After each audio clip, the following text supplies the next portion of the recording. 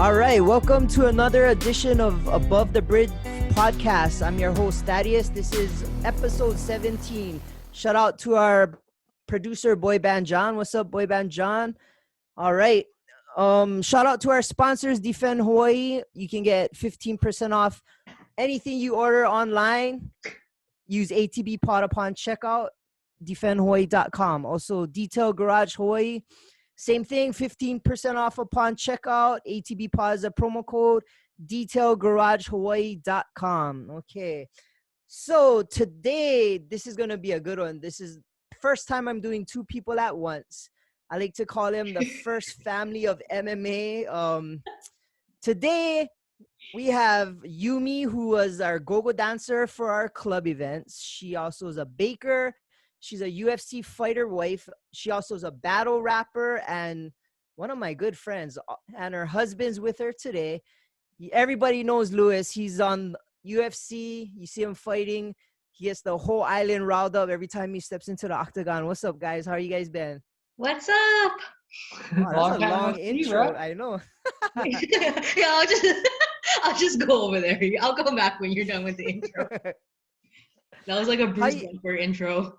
I know. I'm not like you. I can't just go off the fly like when you battle rap. I just had to write it down and just read it off the paper. So how's LA right now? Is it, like you said, it's getting kind of cold, or is it like getting warmer?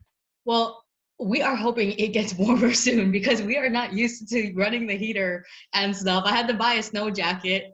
I was like against it, but we actually went up to Lake Arrowhead where it was hailing, so we had to wear the appropriate attire. So I finally like gave in and bought one of those like snow jackets with like the hood and the fur. So how is the transition to LA? Did you guys like moving or? Well, like Lewis was up here first, and it was just a matter of us deciding if we were gonna come up here for good. But actually, we just bought a house like 2 days ago, so it looks like we're gonna be here for a while. Oh, congratulations on your new house. Where in California is it? We're gonna stay in Irvine, so we'll be in this area. We like pretty much just did all of this so we can send Lucy to Irvine school. Oh, nice. So when you guys moved to California, what was the mindset? Like, why did you guys move?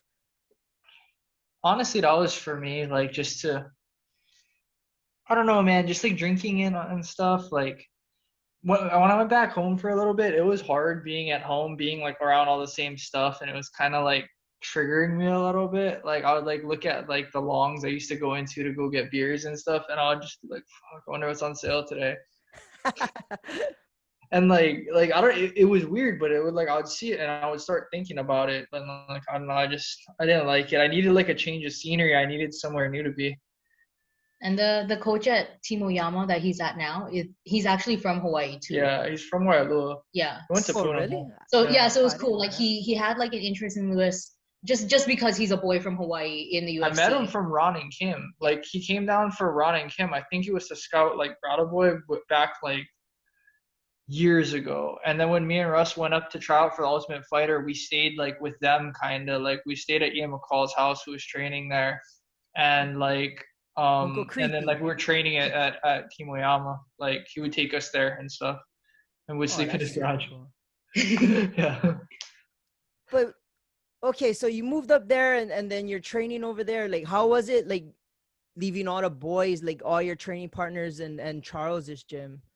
It's sad, dude. Like, I think about it all the time, but like at the same time, I'd still probably be drinking because I'd still get the same spot doing the same thing, you know. And I don't know. When he first moved up here, it was like a trial. Like, let's test out this gym and see if he likes it. So that was kind of at, I think, the start of 2018. He was up here and I was back home with Lucy with our house in Eva, because we own that house and we didn't know what we were going to do with it if we leave. So I was just kind of waiting to see if he was going to like it. And Timoyama had a fighter house where they actually house fighters who want to train. You can live there for free, but you just kind of like fight. And like, so you're not paying gym dues and stuff. It's like a sponsored house. So he moved in with them, and it was just like everybody speaking Spanish, and Oh, him and Russell was staying at the manager's house, but eventually they both moved to the It's like an hour drive, and we're in yeah about after practice. It was too tiring. I was like, I don't want to for spend sure. 2 hours. I'm not doing that. to go all the way back. Yeah. Yeah. So he was like sleeping on the ground at the fighter house and stuff. And then so when it seemed like okay, I'm gonna stick it out here in California, that's when we decided to move up. So we got like Oh. tenants in the Eva place, and we came up here, and we thought we were gonna have to like look around for houses for a while or apartments, but we got an apartment like the next Dude, day. it's so streamlined out here. Yeah. Everything is you go in, you type some stuff out, like fill out a form, they run it, and they tell you if you can live there or not. Like it's crazy Yep. streamlined. And you just go the next day and you pick up keys. Yeah, like it's Oh, it's not crazy. like Hawaii. Nope. You Yeah, gotta that's know what like I'm four scared of. aunties and shit to get Yeah, I was scared that approval. we would, be like crashing with somebody for a long time. And it was like we literally just landed and then we were moving into our new apartment the next day. Oh, that's awesome. So how's training with the mainland people? Like, is it a lot different, or is it kind of similar to like what you guys are doing down here? It's more wrestling based, a lot more wrestling. Like, so that was kind of like one of the big things. Plus, too, like I need to work on it. Like, I'm super lazy with it. Like, I wrestled in high school and stuff, like in Kapolei, but it just like I don't know. I've been neglecting it. Like, boy, we're about to stand and bang. That's how we train, right? Everybody trains the pocket, dude. Everybody trains the pocket, bro. That's how it is. The gyms are smart. It's how it is. And so Seems like like it. yeah, like so I mean, it's just like a different look. It's different bodies, different styles. They fight like a little bit lower, not so much like the standing up straight boxing. It's kind of more like a wrestling stance. So it's just like you gotta kind of like account for that, So it kind of shook up your game then a little bit, kind a little of bit, yeah. evolved it.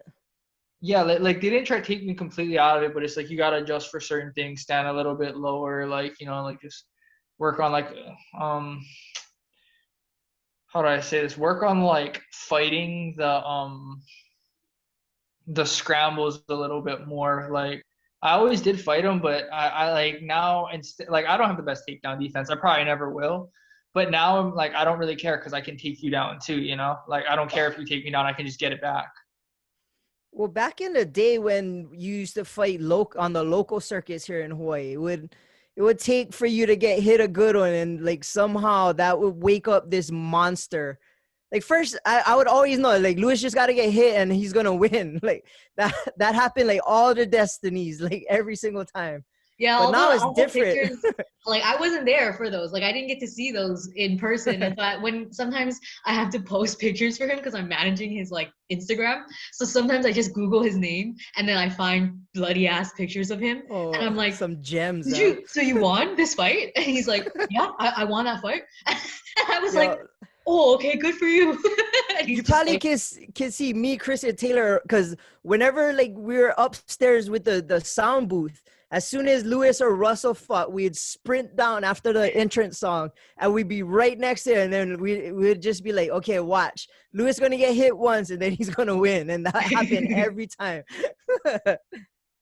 It I was was glad we crazy got to do though. that one Destiny back at home. Like I actually got to go and be there and like Yeah. yeah, I was so stoked on that. I was like, yes. Oh, that one was rough, dude. I worked hard for that one. I was not losing at home. I worked so hard for that one. I know I all our remember friends that. were there too. Everybody bought shirts. I was like, oh shit. Yeah, Like I have their shirt. Yeah. It was like the homecoming. I remember that. yeah. That was awesome. I would do that again, honestly. Yeah. That was And it that was, was that was cool. But one thing I did notice, like even like when you were signed to UFC and you're still training with Charles guys, every time there was a local fight, Lewis had his tights on and was always warming up the guys in the back. And I Yeah. would see him walking around with his tights. I'm like, wait, are you fighting today? Like, I thought you're UFC already. And then he's like, no, I'm training. But he would have like his hands wrapped and he's walking around with tights and like all sweaty. No, because we had like 9 guys fighting. Like one of those times we had like 9 dudes fighting. So it was like, okay, if they're gonna fight, you like it was back when Rylan and Charles were together, I think. Yeah. And so like yeah, I remember this. So like there was like a line, like it was like, okay, so you go with Charles first, you warm up the hands, get your timing on, then you go with Rylan and you roll. And like I was like just pummeling with people, getting them warm to like Like that was like my job. They're like, you do this. I was like, all right, I was gonna rash guard because it's like, why am I gonna dress up nice, dude? I got all these guys sweating. Like, there's no point, you know? Makes sense. Yeah, like why am I gonna try to look nice? There's no So reason. you're always a good teammate, pretty much. I try.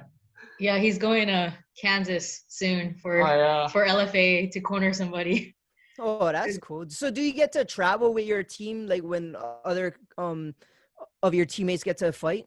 It just depends on who's cornering. Like whoever they want in corners. Usually it's like somebody that can, like, I don't know. How I did it was striking coach, ground coach, and then like the sparring partner that like replicated the style the best.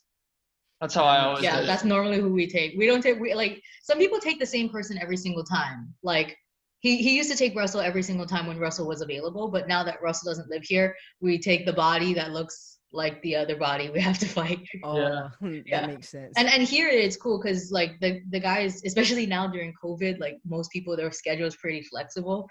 So everyone's like, sure, I'll go to Vegas. Like that sounds fun, you know?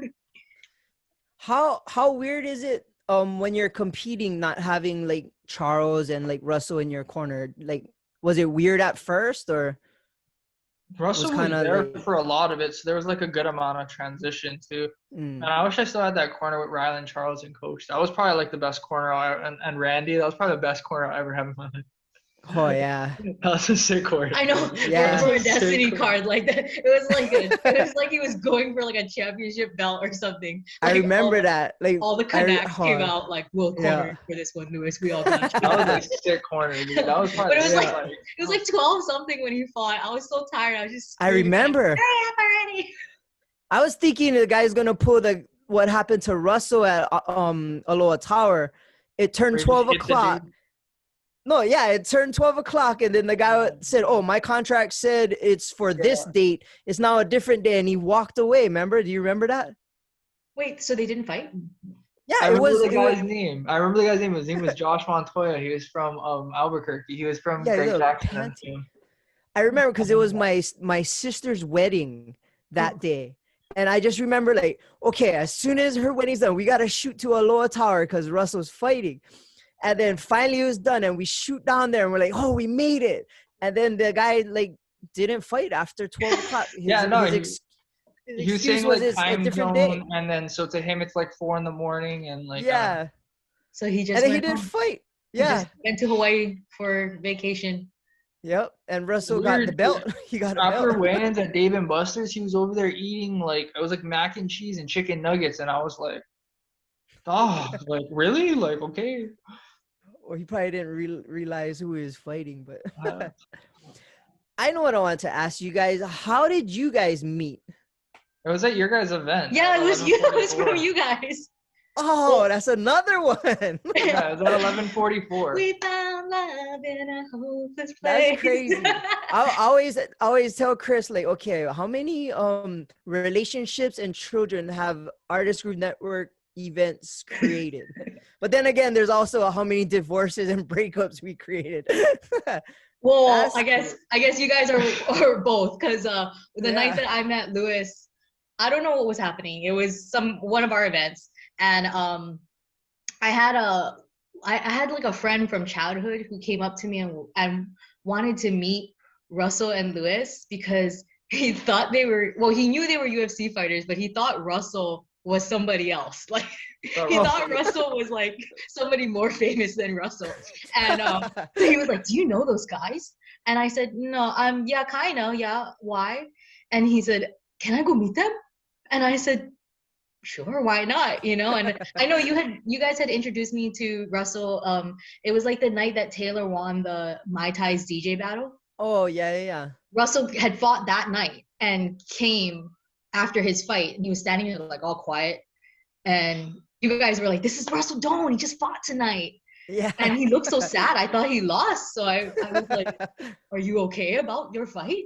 And he said, yeah, I won. And I said, oh, good for you. So that was the only time before that I had even met him. And so I walked the guy over to meet them, and Lewis thought that I was coming over to hit on him. and I didn't know his girlfriend actually was in the bathroom at the time. So he thought I had like timed it to come when she left. Oh. I had no idea that she was there or who he was. For sure. Come on now, babe. It's Louis Smoker you're talking about. You knew who I was. Like, let's be real. No, but he said that he knew who I was. And then Everybody knew who you were. Yeah, well, I saw him at the Hawaii Tattoo Convention, and shortly after that, and I thought he was staring at me and like smiling at me the whole time. Like I literally thought he was looking at me for like 30 minutes. And he said he was not. But he was in my DMs after, so I thought it was because of that. Yeah, he said I thought it was because of that, and he said no, he didn't even know I was there. But then he started coming to all your guys' stuff afterwards to see me. Yeah. See, that's what a good go-go dancer is supposed to do. Bring people to our events. But you was coming to them before anyway. Yeah, it didn't really make a difference. Yeah. The first time I knew you guys are hooking up was during X1 at Aloha Stadium. Yeah. Because Yumi was cruising with me and Hansen in the stands, and she kept saying like, oh, I gotta go meet somebody. And then like you ran down to the middle level, and I see you talking to Louis. I'm like, Hansen, look at that. And then he's like, is that a thing? I'm like, I don't know. That's the first time seeing of it, but I think so, because Yumi seems all giddy. Well, and then like it kind of, that's from when I noticed something was happening, and then I was like, oh, that's a kind of a good match. Yumi will put Louis straight. Yeah, it's funny though, because when we first started dating, he didn't know how old I was. He thought that I was like almost 40 or something, just because I've been in the industry for so long. And I guess so I guess Max, because Max and Osna know each other from way back too, so Max was like, isn't she like married or something? And so Louis was like, are you married? Hey, that's the only way you gotta find out. And Max was like, you better watch out. I think she's like old. So he kept asking like, how old are you? And then I didn't want to tell him. And when I finally told him, I'm like the same age as you. Harris told me that too. Harris is like, yo, isn't she old? I seen her at the club. I seen her at a... Yeah, because I was go-go dancing from when I was like barely. Okay, Seth. Nobody hired you when you were young. Well, I mean, we didn't, at least, right? No, you guys didn't. You guys hired me when I was when the shack closed down and my residency with them ended. Cherry Lay called me and asked me if I want to go with her some random spot in Chinatown, and I was like, sure. So I showed up, and after my first set, Hansen told me it wasn't like an audition, but he would like me to not audition and just start working for you guys if I want. Yeah, that's exactly what Hansen told me. He said, hey, what do you think about Yumi? I'm like, oh, why? Was she not on the roster? Like, he's like, well, she's gonna be. I'm like, oh, okay, that's perfect. But I remember you when you had your blonde hair at the shack, right? That was at Shack time. The rap battle, dog. That was when I first saw her, bro. It was like YouTube, like 2011, bro. That's what I really fell in love with, was the blonde hair and the lip piercings. The lip piercing. Oh, you were tan too, like super tan, right? Yeah, I was like living on the beach in Waikiki pretty much. That's right. With all the mokes at the shack. Mocahantis. You were the Mocahantis. We were the Lolo Gogos. Yeah. You were so you did rap battles with Osna them, right? Yep. So how is that? Was that like, is that off the fly, or you come with material? Well, I always wanted to know. When we first started battling, it was like they were flying mainland guys down to battle, and we wanted to have our own battle circuit in Hawaii. We didn't want our guys to have to fly out and battle other people on like enemy turf. And it's like when you go to the bay and stuff, like you can't rap in pidgin. You can't really like bring anything Hawaii because the crowd doesn't get it. So we were like, let's start our own here. And the Angry Locals, Big Mox, Chris Styles, Osna, they all were like able to organize it, and they had enough like status that people actually wanted to come and wanted to watch them battle. And so Chris Styles had a girl, he had Casey Lynn, that he was like, okay, she actually records, she wants to battle. And Osna was like, Yumi says she can rap. And none of them had heard me rap at that point. The only reason why like they knew me was because I was go-going and because I was the only girl at any of the battle events. Like the only girl. And I like Osna has one video on YouTube that got like hits just because I was standing in the background and everybody was like, why is there a girl there? Who's that girl? And so Osna was like, the girl from the background of my video says she can rap, so she dances at the shack, like we're friends. And so I think they thought I would back out and I wouldn't really do it, but they were like, I hope you're really serious because we're gonna make you the main event and everything. And I was like, yeah, I'll be there. I'll rap battle that girl, I guess. And so I showed up that night and nobody knew what was gonna happen, and like it was cool. We ended up going viral. Yeah, I remember that. Yeah, after that, like the events kind of got more momentum and stuff, so they could have more. So you were dancing at the shack and then you danced for us. I remember Hanson, like the first time I met you, like not opinion, but my perception of you was totally different than the person that I met. Like you seem like a crazy go-go dancer girl, plenty energy, but when I got to talk to you, like you're very smart and you're very ambitious and you have kind of a strength about you and you care about like all your friends and stuff. And that was something different than I'm not trying to burst your butt. You can go. This is about me. But that was like from a go-go dancer, you have all tattoos, like you kind of stereotype people in a way, and you totally was not the stereotypical person that I thought you were. And because of that, we became friends. And I was so happy when you guys hooked up because I knew Lewis needed a strong kind of person to not help him, but to kind of be on the same page with him and kind of keep him on the right path. I think Thaddeus was like the happiest about it. Yeah. He would always be like, this is so good. This is so good. I'm glad. Yeah. It was cool too, because then we could always go to your workplace and watch fights and everybody would come and it would be good fun. I know, that was so fun too. Did you know that place closed down? I told you.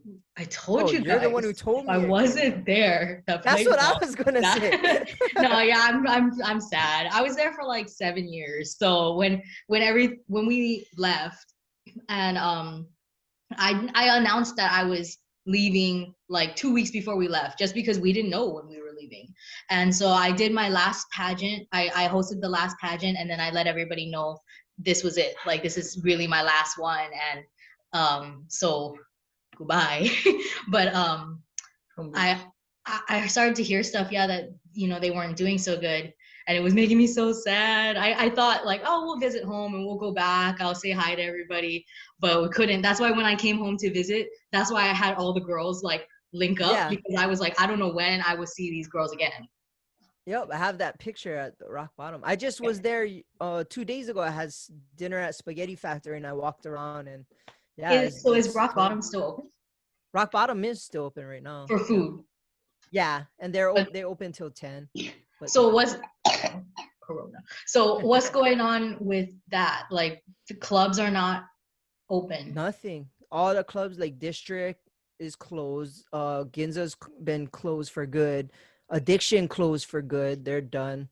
So it's basically District, but we haven't been open since March. We opened in July for 3 weeks and then it got shut down again. And any establishment gotta close at 10. And like, I mean, our events, we start at 10. So yeah, nobody's there at 10. Yeah. So we're gotta get on Pacific time or maybe East Coast time. Yeah. But how is it where you guys are? Roxa's open for chicken wings, I heard. Oh, really? I heard that. Dime said they're open for chicken wings and they're serving a full-on menu. So I guess because that's why I want to go to Roxa. Yeah, for the good ass chicken wings. That's crazy. Well, how is it in LA? Like, is everything open back up or? We live in Orange County, and this is like the Texas of California. Yeah. Okay. They don't care, dude. The people here are amazing. They don't care, bro. Nobody cares. They don't. Do you guys They gotta are wear not masks aware. and stuff? Yeah, like we gotta wear the mask, but like I guess like the governor was like all the restaurants gotta shut back down and stuff, and like our sheriff was like, no, we're not gonna enforce that. Yeah. And they're just like that's it. I was like, what? Yeah. So a lot That's of pretty places good. like gyms and things like that that were supposed to close down decided we're gonna fight it. We're gonna stay open in a like safe capacity and like try our best to Yeah. socially distance the customers and the clients, and we're gonna try. And if we Yeah. take the fine, it would be better than not working. That Yeah. makes Yeah, sense. like it's not like people are like up on each other, breathing on each other and stuff. Like Yeah. everybody's like they're like wiping down everything in between classes and stuff. Like they're keeping it pretty safe, but like And the sheriff literally said they won't enforce it. That's a good Yeah. good like buffer. that's like So a when leadership you're right there. yeah when you're training, do you gotta wear a mask? No, not for us. We just wear it when we go in the building, and like so our fight team is kind of like all on the same page. Like they go to work and stuff, but like they keep like the circle, like the social circle, relatively small. Anybody who tests positive, everybody checks themselves like immediately. You know, like it's pretty like it's like and it's kind of like quarantined in itself almost. You know, like Like a everybody's bubble. kind of yeah. So when you got to fight, like you got to you had to take a lot of COVID tests. Like how does that work Yeah, for like so UFC? they test you one time 2 weeks before the fight. They'll test you once. Then if you And they pass come to that your one, house and stuff? they send you a mail-in kit, and you gotta like Zoom a number. Like the lady's name is Barbara or something, I think. I had to talk to her like kind of a lot recently, but yeah, You know, Barb, good old you know, Barb. Barbara. Sister Barb, Auntie Yeah. Barb. And then what? Um, You just send in the test? yeah, like they watch you, and then like you like shove the thing in your nose, and like and then like you gotta do like the throat one later. Oh, sorry. So the nose one is first. You send that one in. If it doesn't come back positive, you go back in, or you go in on Monday, like Monday of the fight. They test you again, or Monday or Tuesday, whatever day you get in. They test you again, and then you test one more time right after weigh-ins. If you pass all three, you get to fight. But basically, when they land, they go to the hotel, and so we drop them off and we say goodbye at the front of the hotel. Nobody can go in unless you have a band. And so somebody helps them take the bags and everything, and they say, okay, say your goodbyes, because once he goes in, he can't come back out until, you know, like they start like a little timer there. So he had to take all his stuff and go. And like we just drive. So luckily we don't have to go through the airport and everything because Vegas is closed. So we just drove, and like that's one less thing we have to worry about. But you still have to worry about your corner, because if anybody in your corner tests positive, you're done. And of course, if your opponent tests positive or anybody in his corner, your fight is probably scrapped, because all the precautions that they're taking, it's harder now to get short notice replacements, because that the replacement would have had to have all this crap done too. Yeah. So you got to fight in the Apex. How is fighting without a crowd? Like, did you like that more? It's like fighting in a high school cafeteria. It's like fighting, like just straight up. That's what it's like. It feels like I'm in a high school cafeteria. There's like some curtains and stuff. You know, there's like the stage or whatever, some lights. Like, it feels like fighting in a high school cafeteria. Did you like it, or you'd rather the big noise? And I kind of miss the crowd just because it's just more fun with them. They pay attention to you. They treat you special. You're like, yeah, I'm cool. You know, like I like the attention. I like Lewis the had like the attention. best crowds, even though they were all against him. The people there. that's he's had all the Irish, and that's that's what Boy Bad John wanted to bring up. Your fight in Ireland, and that was like kind of like the perfect storm, right? The two main events pulled out, right? And you were slotted to be in the main event. How was that? Like, what was the energy in that arena? That was fun. Like, I couldn't there was like Charles, like I couldn't hear my corner.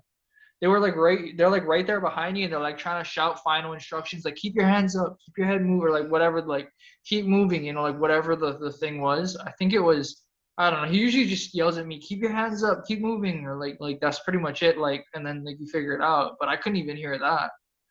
Like he's like right here. I couldn't hear him because it's just When we were in Vegas with you for Yeah. his fight, that the one that Connor fought, and Robbie Lawler and I Rory was Knapp, I our remember favorite that. fight. Yeah, well, I- when we were there for that, he had to weigh in against an Irish guy because he was fighting Neil Seery. That was the first Irish guy he I fought. remember that. And we went to the open weigh-ins, which is just basically all of Ireland was in that arena and us. And I was pregnant and I was this tall and I was like, oh my God, we're gonna die in here. And like I put my purse on the ground between my feet because there was no room. And Taylor was sitting next to me and my purse was moving toward him because the vibrations of them chanting like ole, that was crazy. it was making the purse move. And he kept kicking it back to me like, oh, your freaking purse. And I was like, oh my God, what's happening? Yeah, it was so nuts. I remember that. I remember that same.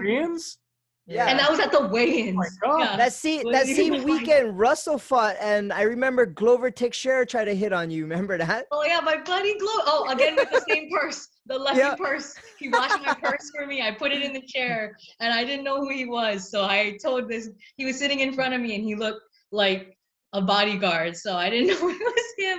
And I was like, excuse me, can you, I'm gonna put my purse here and can you not sit in front of me because I can't see if somebody sits in front of me, but I'm trying to be back here so my camera can get the good view. And so he said, okay, I'll watch your purse for you. And then Dad was like, I think that guy is somebody. Yeah, I'm looking at him, that's Glover Teixeira. And then Vitor came in, I'm like, kid, that's Vitor over there.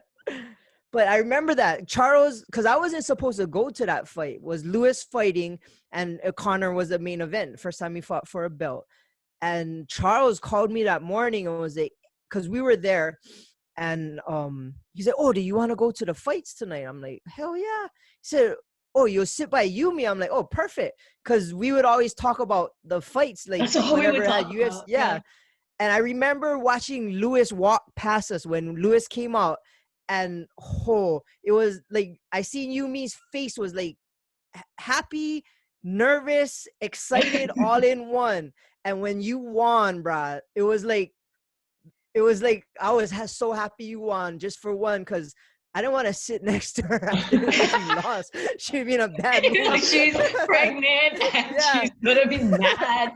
But oh man, when you won, it was such an awesome feeling. And that whole night was awesome. I remember, like, the Connor fight was cool, but when Robbie Lawler fought Rory McDonald, and like that whole arena was, and there's one point after I think it was the third round, they just stopped after the fight and they just eyed each other down. They didn't go back to their corner. And everybody just was going, it was crazy. Yeah, everybody at like one point, everybody was watching this, like chanting. Yeah. That's why the crowds are good. They bring that energy. That's how you get those moments. It's them. Except I remember Matt Brown's kids were sitting behind us. Yes, that's right. They were sleeping. And we were like, wake up, you're missing history. He won too, yeah. Yeah. We're like, oh, I hope he didn't lose either. Yeah, because I think his wife was also pregnant. And they were like his two boys behind us and they were so tired. They were like napping, they were over it. And then I was like, oh, it's their dad. Your dad's about to fight. Like, oh God. The kids are like, the kids in the fight family are just completely desensitized to it. They don't care. Yeah. They're just like, I don't want to be here. Like, oh, it's so my iPad. It's so boring. Yeah. They watch Dad and a bunch of other guys just getting. I see him training this stuff every day. It's not a. All he does is he makes the sound loud. When you were in Ireland, like walking to first of all, you had the best comeback in any pre-fight weigh-ins. Do you remember that? I forget what you said. Something like, you guys ready? You want to see a scrap? Like scrap? I forget what he said. Yeah. I don't even remember what I said, dude. I didn't know they were going to give me the mic. I was like, yeah, let's fucking dance for it. Let's go. And walked off. Said, you like see you on scrap tomorrow. Yeah. I was like, full on moke out. I was like, yup. That was some high school stuff. That was like when my friends used to fight in high school. Like, yeah, you fucking, like, you really feel it, you know? You feel the adrenaline. It's like new again. So you guys got bumped to the main event, and like it was in O2 Arena. Was that O three, I think, is theirs. 03? O2 is like in Shit. London. O3 is in Ireland, Oh, like that.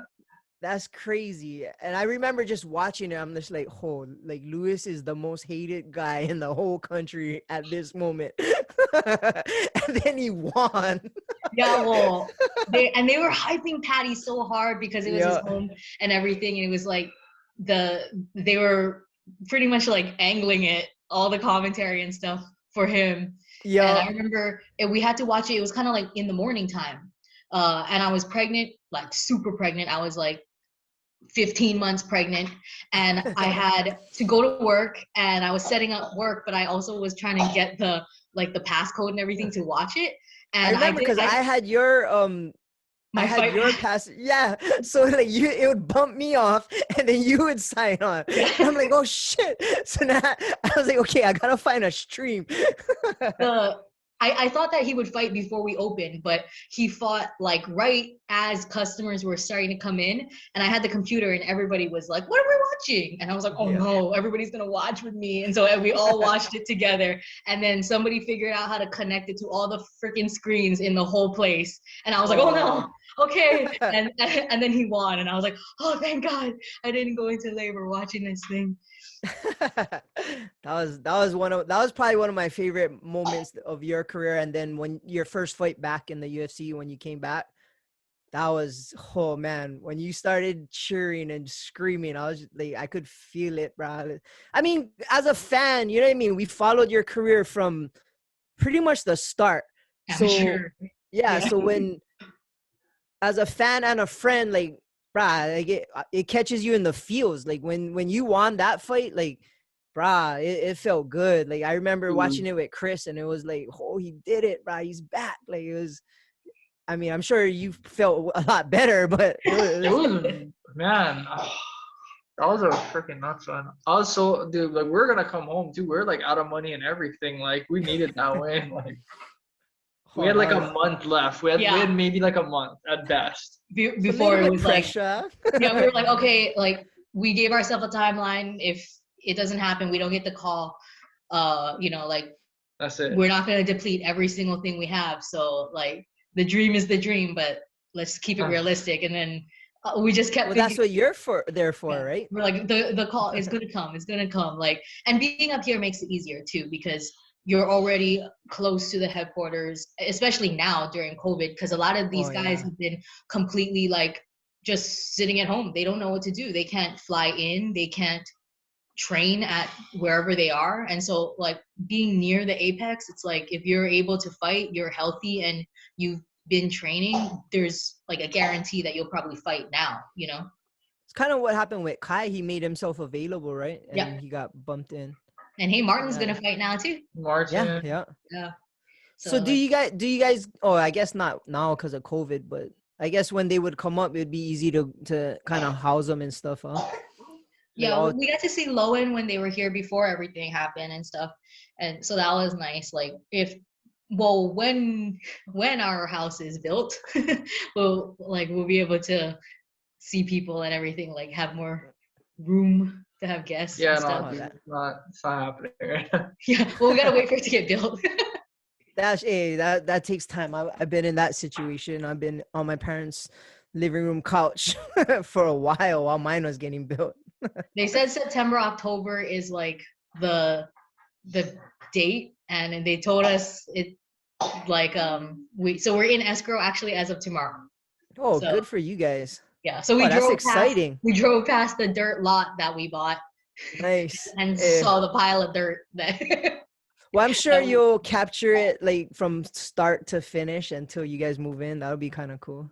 Oh yes, I already have it in my mind what the reel is gonna look like on Instagram. Oh yeah. So you're pretty big on Instagram. Do you handle Lewis's one also, or? I handle all the posts that do not have the spelling errors. Yes, I handle those posts. When they have the typos. Have you do mine? That is when Lewis posted something on his own. Feel the effort I put in. So when you're not fighting, what kind of stuff do you do? Are like you're into video games and stuff? Like, are you trying to capitalize on that? I was gonna try to do Twitch for a little bit, but I'm not good enough. Bro, those guys are like super good, huh? Like, Yeah, dude, I'm just getting wrecked right now. I'm just getting beat up. It's rough. what do you play? I'm playing Call of Duty. I like Counter-Strike more though. Counter-Strike is like that's the game. It's the hardest thing to play. It's super twitchy. Like you gotta play with the mouse and stuff, and it's like it's. I think it's supposed to be like the original first-person shooter from like Quake. Oh, It evolved into Counter-Strike. He takes his entire setup with him, like his desktop and everything for Fight Week. Laptop. Or his laptop for Fight Week. He takes it all with him to Vegas. And so when they quarantine them in the room, he just stays in the room and plays games. oh, that's kind of good. Keep your He was mind off actually things. playing it. They gave him that sauna suit thing to sit in. Oh, yeah. And he was just playing it like while sitting in the sauna suit, cutting the weight. That's the way to get it done. We try to play Gears of War, like that's our game together. We have not finished the last one though. What is it, 4? 5. Yeah, we didn't finish 5 yet because I don't know. There's just like this. It gave us too much freedom to go do tasks, and then we ended up doing the same one like a bunch of times. Now we can't get past like a certain level. It's definitely my fault, but. So for you, like, you kind of moved up to LA, and you kind of didn't really have a job lined up or anything like that, did you?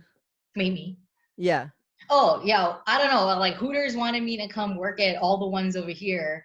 And I was like, oh, Lord, am I going to leave one Orange Shorts Mafia and go to another one? I don't know how I'm going to like keep, like, I don't know. You know, it's like 7 years was a long time to work there and I loved it. But I was like, I don't know if I want to keep doing that. And at the time, I was so scared to drive in California. Now I'm ripping it on 80, like, listen to me.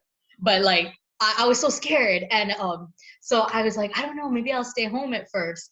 And because we were like first up here and our manager knew, we have a marketing manager too for Lewis that ended up kind of just taking us all on as a family. And his name is Jacob. And Jacob knew that we needed sponsors to just kind of alleviate all the costs that we, to move up here. So he got us a sponsor for groceries, and it helped because then I didn't have to leave the house. They would come and drop off the groceries. I'm just ordering it online, and then we post content for them. And just from that one thing, it ended up being like lots of other brands started contacting me. And like they always did back in Hawaii, but when they find out you're from Hawaii, they don't want to work with you anymore because they're like, oh, we can't ship it to you. So so being in California was kind of nice because they were like, we love people from Hawaii, but we can never work with them. So, and I already had a good following and stuff. So it was like no brainer to start doing foodie things. And since I like to cook, I started making the groceries, making recipes, not just taking pictures of the groceries. Like I'm going to actually make something and people can learn something. So when I started doing that, I got like a lot of traction from the foodie community up here, which is crazy. Like Yelp Elite is like the highest like status dude. It's like you South can possibly have. Yeah. Are you Gold Elite? Are you Black Elite? I'm like, I don't know, but I'm Hawaii Elite. But like they, but it's like such a huge thing up here, and so like if we wanted to, we could literally eat a different meal someplace else for free every day, review it and stuff. But that's awesome. Like but I mean, I got more picky as we got better at it, and I started going to places like that I didn't. Like I wanted to try, like we don't have Peruvian food in Hawaii, like we don't have Turkish food in Hawaii. So I'm like, let's go try that. Like, let's have date night. Let's go try that. Yeah. And then slowly, and then from just doing like a couple of collabs, then it became like a job. So now I get like a contract. So I do get food. Bro, she got the Nike of OC foodie deals, bro. This place called Kura Sushi. Yeah, they're like our favorite. It's like Sushi Bay. It's like Sushi Bay. We've been paying them to eat there, but now they're paying us to eat there. Oh, and you guys go together as a couple and kind of market that way. Yeah. So that's awesome. Everybody really likes Lucy like because she's like a cute little tiny influencer. So they all invite her. Most foodies just go by themselves And I feel like that's super sad and awkward to just eat all alone. So I ask the places, like, I'm going to bring a +1 or I'm not coming because I'm not awkward and I don't eat all by myself taking pictures of my food alone while people stare at me. And so all the places are so cool about it. They're happy. They're like, yeah, sure, bring your fighter husband and your tiny child and come eat. I have Yeah. a blue check mark. Yeah. Yeah. Yeah, Yeah. but it's cool. You So want like me now, here. so now the content that we create, it's like it's not just a hobby anymore. It's like turned into a job now where I'm like taking pictures that they'll use for their website. Leave it to Yumi to find a hustle, eating food and in California knowing nobody. That's, I guess I would have had to expect it, but so I watch your cooking videos and I always wanted to know is like, you gotta cook for Lewis when he's cutting weight, correct? Yes. So how is that? Like, Oh, you want to hear something funny? yeah. So she makes me like, so one of my favorite things is like stir-fried turkey, right? And I like to put shoyu on it. It comes out pretty good. It's kind of, you know, like stir-fry, you know, it's pretty dope. And so she's yelling at me because we're like trying to watch salt or whatever. And so now Lucy will come up to me like, "Shoyu boy, why you put so much shoyu on your food, shoyu boy?" she got her back so that you don't I'm mess like, up. well, it's none of your business, but Yeah, he was on let the me eat my FaceTime on fucking Fight Week. shoyu. On Fight Week, and she saw him eating the meal prep in the hotel, and she's like, "What are you doing, Shoyu boy?" Like, I'm just eating. I'm not doing anything to it. So what? Yeah, You had to learn how to cook in that way where it'll help him cut weight, right? Yeah, it's kind of funny because like, so I'm a foodie and he's over here trying to be 125 or 135 pounds. So it's like, I while he's in camp, he has to do meal prep like towards the end especially. So I had to learn. I do research. I like look for meals that would benefit him. Like I had to learn about healthy fats and all of that stuff because I didn't know. I just cooked for taste before. But when he's cutting down to like his skin and bones, I just don't want it to be any harder.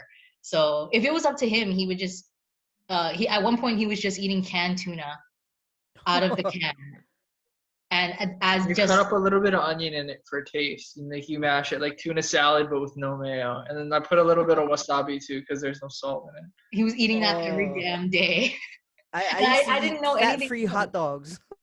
And that's it. When we first like, I think it was like our first kind of date. I didn't understand like what cutting weight meant. I understood that fighters did it, but I did not understand how much he was gonna cut because I think he must have been like 150-ish standing in front of me. And he had just gotten the fight to fight in Australia on 13 days notice. But he didn't want to cancel his date with me because I finally agreed to like call it a date. So so we went and I ordered like a mahi burger and I ate a bowl and the fries and everything. And he ordered lettuce. edamame. Just edamame. And I was like, what else are you gonna eat? And he said, that's it. And then he had to ask the waitress, like, can you also not put any salt or do anything? Can you just boil it and bring it exactly like that? Like no salt, no flavor, no nothing. And she was like, okay, sure. And I sat there and I ate a whole burger in front of him while he ate the little edamames. And I was like, so you're good? That's your problem, not my problem. And I felt so bad after when I understood like how much weight he had to cut in such a short amount of time. I felt so bad that I ate the whole thing and I kept offering it to him too. Like, it's so good. Are you sure you don't want some? So when you're cutting weight, what do you crave the most? I start craving things that I know I can't immediately have. Like, I don't ever really crave McDonald's, but as soon as I know I have to make weight, I'm like, fuck it, the double sounds good right now. Like, it's weird. Like, as soon as you know you can't have it, like, that's when you want it. It's like a grass is greener thing. Like, I don't know. I would always crave Chips Ahoy. And I wouldn't even eat Chips Ahoy when I wasn't cutting weight. But like you said, as soon as I cut weight, I wanted Chips Ahoy. And like I remember one time after nationals, I fought I got a big thing of Chips Ahoy and milk, and I mashed it up in a bowl and ate it like cereal. I got so fucking sick because I've been dieting the whole time. I Yeah. was drinking beers and like, I threw up. Like, you ever seen Chips Ahoy and milk when it comes out? Everywhere. Like, it was that was like the worst time ever. But When you say nationals, is it for cheerleading? What was this for, Tad? it was for killing boy bands. Actually, your cousin was with us. It was nationals for Taekwondo, and Ben came up to watch us. Your cousin came up to watch us. But yeah, I How ate old were you when you did that? How old were you? I was 21. So That year, one. because Thaddeus Yep. looks the same. That was about. Why do you look the Thursday. same? You're like a vampire. Like your guys. Alcohol preserves cells. Oh, No, it's your Koreanness. Yeah, that'll be it. was that in Oakland? Yeah, that was in Oakland. In Oakland, right? Yep. It was cool because the venue was connected to the hotel. So we could go back and forth, and we always fought on the first day. So then the rest of the tournament, like, we were just partying with everybody. That's so fun. Yeah, it was super fun. How come you went first? Was it like Because we're the lightweight? lightest weight class. Oh, that's so 110 fun. pounds. Yep. I was 110 pounds. Atom weight. Yeah, it was called fin weight. 110.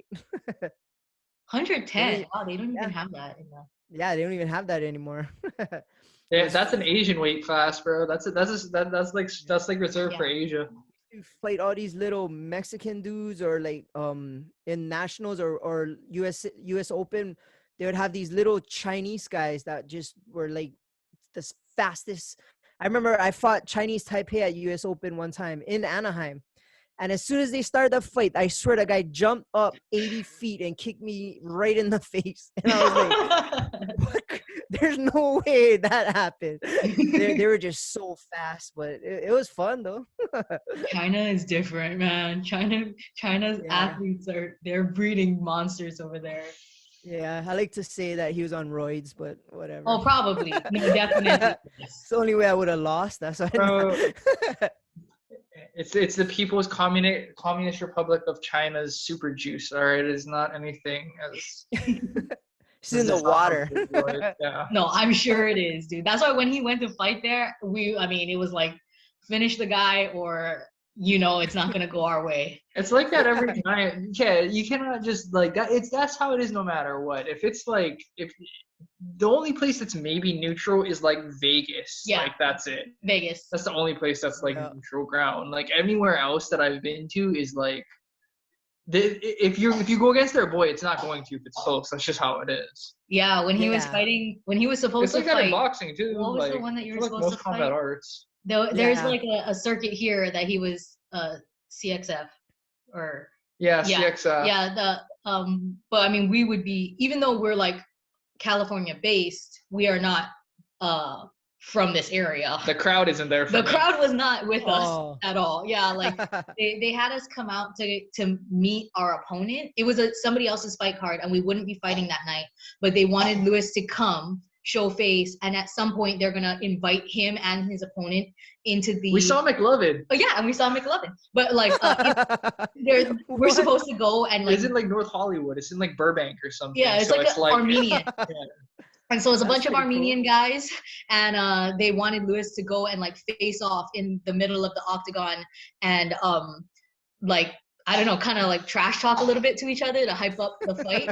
So the people at this event will come to the next one, and it's kind of like it's a lot of the same dudes. Yeah, it was cool, but I was like, these people are not for us. They are definitely for your opponent.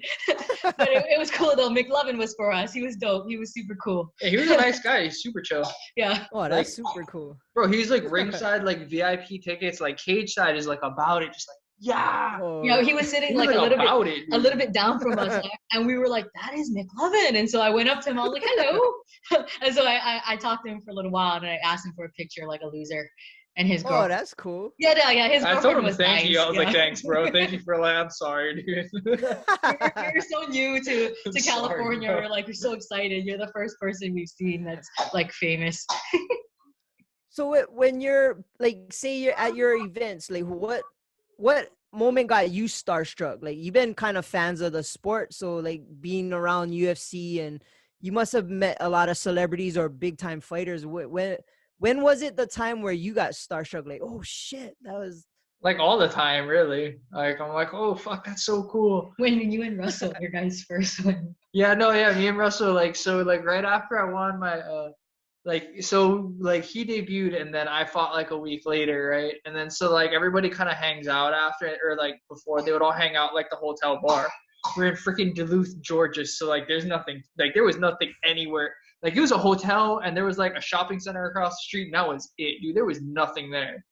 And like, yeah, dude. So we're in like the hotel bar, just drink and we're having like a couple beers, and there's like Cub Swanson's over there. There's like Clay Guida, and we're like, yo, we're partying with UFC guys. And like, bro, we are the UFC guys now. We're like, oh! I remember that. As soon as you guys came back, you guys were at, I forget what bar. You guys called me up and were like, hey, we're back. Let's celebrate. And then me and Chris and Taylor came and met you. And we're like, we're celebrities now. We're UFC fighters.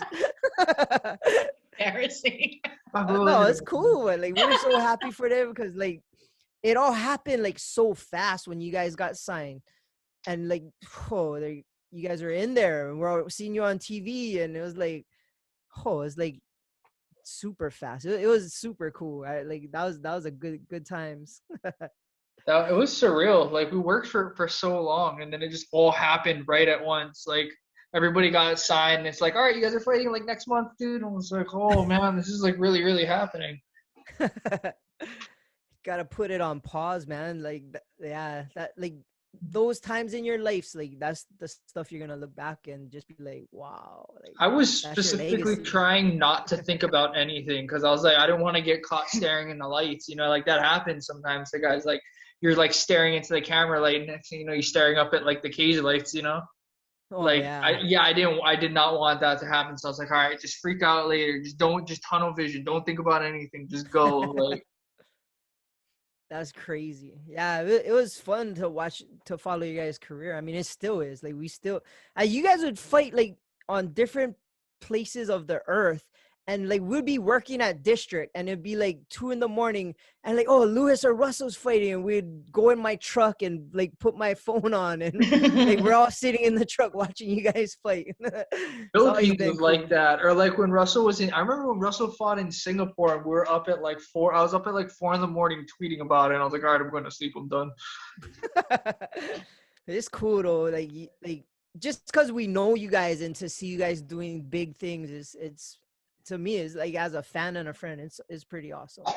It's always been that way. Plus, I know Yumi's stressing out, so that always makes it fun.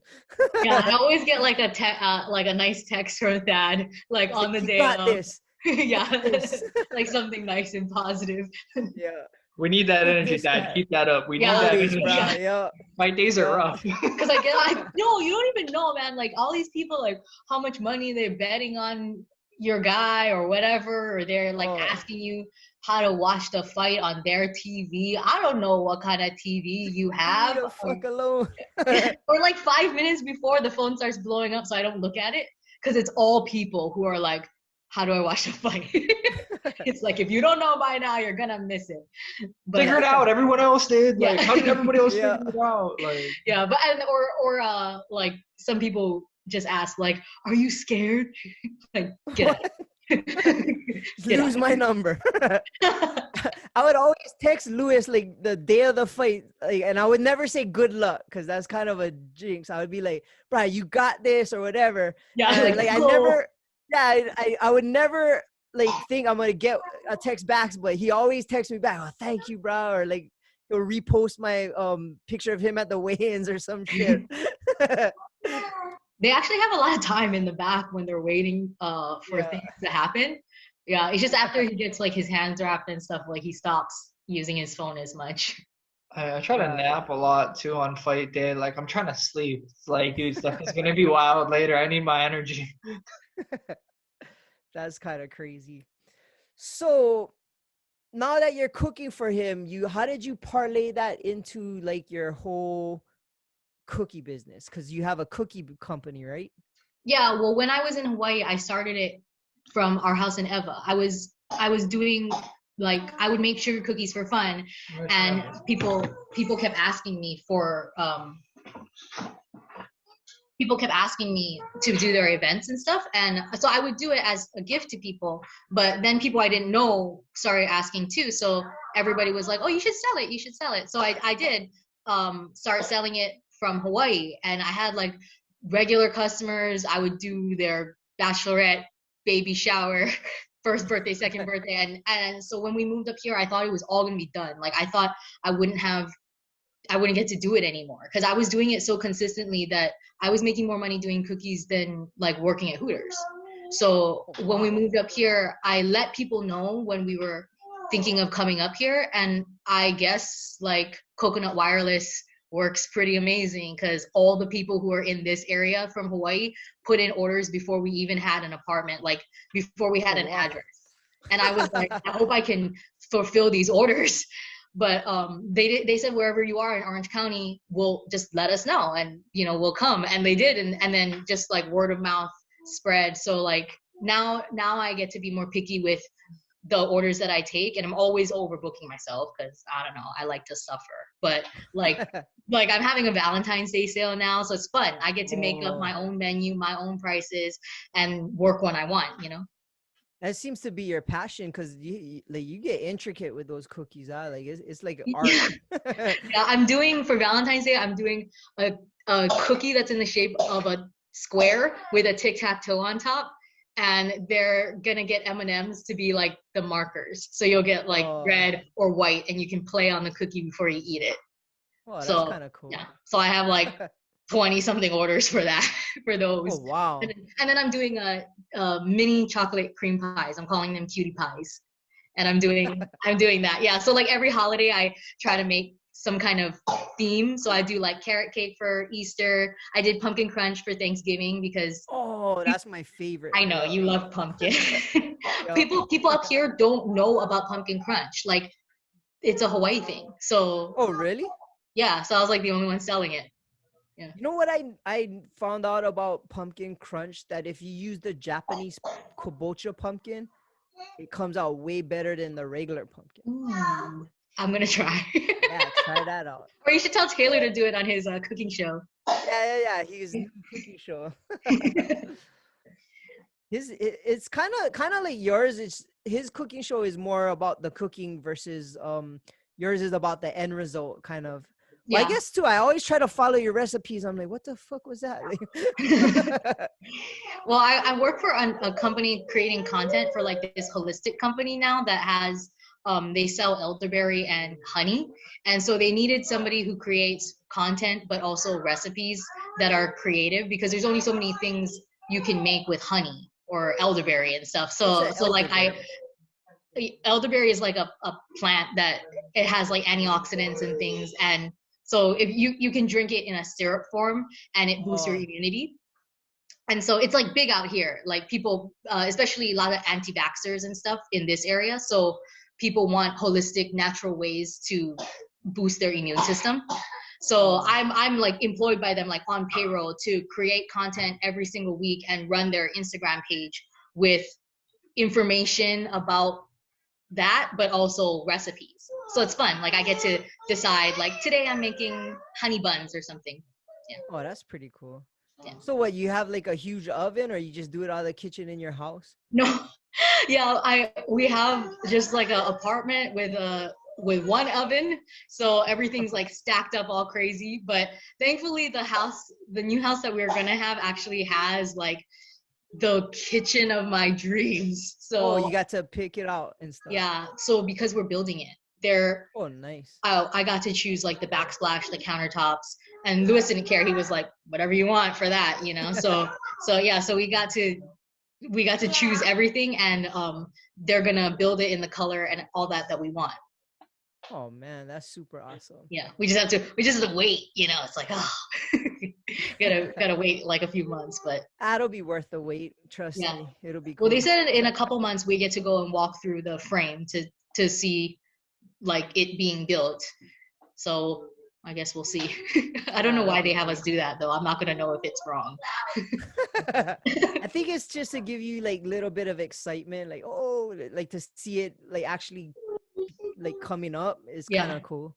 I know when they built our house, like every time there was like a big thing, like the roof came on, I'll be like, oh yup, or you see the studs or the walls, or it's like every little thing was just like, oh, it's almost done, it's getting there. It gets exciting. How long did it take for your house? My house, I think they started in October and then it was done in June, I think. Maybe May. I think it was May or June. I can't remember. But it was like from the ground up? Yeah. Yep. Oh, that's crazy. They built it behind my parents' house. Your parents' house. Yeah. Yeah. Oh, yeah. So but it was cool. It was exciting, but anyway, we've been going for a while. I think your daughter's not feeling too good, right? So maybe we should poor thing. Kind of start and do the question of the week. Okay, wait, let's come back. He's tucking her in. There he is.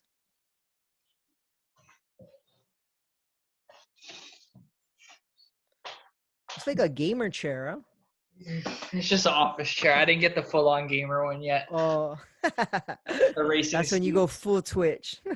Well, the house that we're getting at the bottom part has like a room that we have designated as Lewis's gaming room because it's on the bottom, nice. Connected to the garage, and I won't have to listen to him yelling at these 8th graders. I'm like, that's perfect. No, these 8th graders. Crafty, I'm just gonna text him. I'll text him when dinner's ready. Like it's a man cave. Yeah. Hey, how close are you guys to Disneyland? Close. 20 minutes. Yep, 20 minutes. Oh, yup.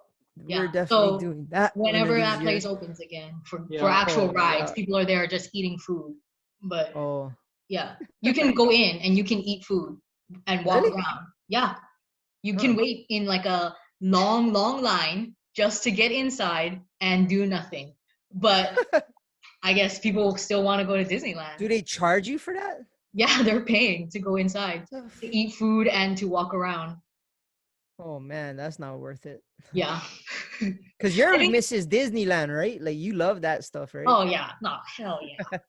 and like we've been lucky, like because we're in this area, a lot of our friends work there, so we've been able to go just with our friends and stuff, like them getting us passes. So yeah, whenever it does open back up, like we're ready. Yeah, me and Ario come check you guys out and go Disneyland with you guys. That'd be good. Yeah, fun. And Ario's at a good age now too. Like she'd be able to ride everything. Yep. She'll be excited. They're redoing what is that? They're redoing the Splash Mountain ride too. It's gonna be the Princess and the Frog now. Oh, oh man, I got super soaked on that one the last time I was there.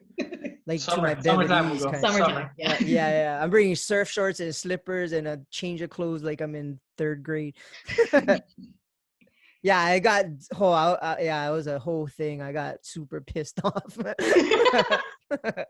They put me right in the front and I seen the water come over the front and just dump right on me. Like there's no escape. When I went with Osna, I hid behind his hair so that my lashes didn't come off. I was like, block me. All right. Well, I guess it's time for the question of the week. Okay. Before the question of the week, just wanted to mention you had that good question of was Lewis ever awestruck like at any of these events? And I want to mention I was awestruck of Lewis at one event. It's like 4 years ago, like an X1 event, the VIP area, and then he was like behind one of the curtains, just hanging out. Like, oh shit, that's fucking Lewis Smolka. It was one of those moments for me. That was really super funny. I was like, it was free beer at the VIP section of the X1 event. So I was just too lit to fanboy, all that. It was just like, oh shit, that's Lewis Smolka. Well, you didn't get a picture? No, it's too drunk. Next time. But yeah, that was my fanboy moment. So that was, yeah. But question of the week. Tad had this question he wanted to ask, but I kind of want to change it up just because, you're local people now living in LA. What are your guys' top 3 places in LA that you guys would get local food? Ipono Cafe. That's like 10 minutes from us in Costa Mesa. Ipono's is like not even top 3. Like Ipono's is the place that we go. Dude, they have super good fried noodles. Yeah, they have fried noodles that are like the Manapua Man fried noodles, and they switch up their specials all the time. The chef, he's so cool. Like he even comes and buys pumpkin crunch for me and stuff like that. Like he's so dope. Every time we go there, it's like it's somebody's birthday because he just keeps bringing out stuff. He had like sashimi that he had in the back and he brought it out for us. He'll always hook us up with poke and stuff, but their poke is like the closest thing to home. It's like it tastes the freshest from what we can get out here. And like he'll have specials like, okay, today's Lao Lao Day, and he just posted on Instagram the night before, and then they sell out the next day. Yeah, the poke out here is weird. They have a ton of places that claim it's like poke, but it's not like they're marinating the fish. It's like ahi cubes sitting out, and then they put the sauces on top of it right in front of you. And like Cold Stone Creamery style. Like, what are your mixes? Just add a la carte.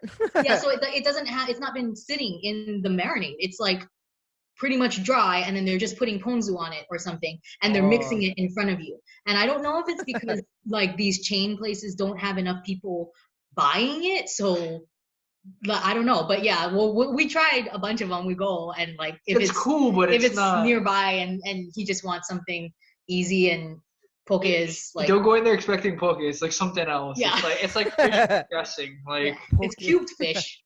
Yeah, but yeah, I like our spot. You're pretty proficient in cooking local food too, so you kind of get that local. Dude, she made meat jun for me. You know, meat jun doesn't exist outside of Hawaii. I was shocked. Yeah, it doesn't even exist in Korea. Yeah, it's not a Korean food. My dad was telling me that. He's like, "That's not Korean." I'm like, "I got it from Kimchi One." Like, no, yeah, so that's the thing too. Like finding the ingredients out here is hard for certain things. So like for the meat jun, because it's not something I can find at H Mart because it's not Korean. So I had to go to the Mexican store and ask the butcher guy to get me like the cuts, and he's like, "What are you making? Carne asada? What are you making?" I'm like, "No." So I had an unnecessary 20-minute conversation with him explaining what meat jun was while other he didn't try at home. Yeah. But he's like, yeah, he was interested. Sounds pretty good. I told him what it was. Yo, it came out solid too. It came out like really good. It was when he cut it for me. He cut it and he kind of made it like too thin, like it was almost shabu shabu meat. So I had to marinate all of it and then push it together and batter it and fry it, and it came out awesome. But it was like a labor of love. Yeah. That's crazy. What kind of local food do you guys miss the most? Oh, I miss Laverne's. Smoked meat. Smoked meat. Yeah. And well, I do miss just shave ice. Like it's not like I would eat shave ice every day living in Hawaii, but we can't get it out here. They had an apartment complex luau where they served it was like some pre-COVID, they had a luau where they had pulled pork, and there's like a pulled pork Subway sandwich, but it was like a bun. It was weird, and then they had like a circle bun, like a hamburger. They just bun. put pineapple on shit that's not supposed to have pineapple, and they were like, "It's Hawaiian," and it was like a thing that the apartment complex throws. So we went to it, and they had shave ice, but it was just like ice. It was just crushed ice. Yeah, it was a snow cone. It was like crushed ice from the fridge. It was a snow cone. Yeah, but what was funny is that they had legitimate fire dancer, hula dancer, all from Hawaii, and they had a guy who did the haka. And I was sitting there with Lucy, and I was the only person who knew what was about to happen. And all the people in the front got very scared very quickly when he started.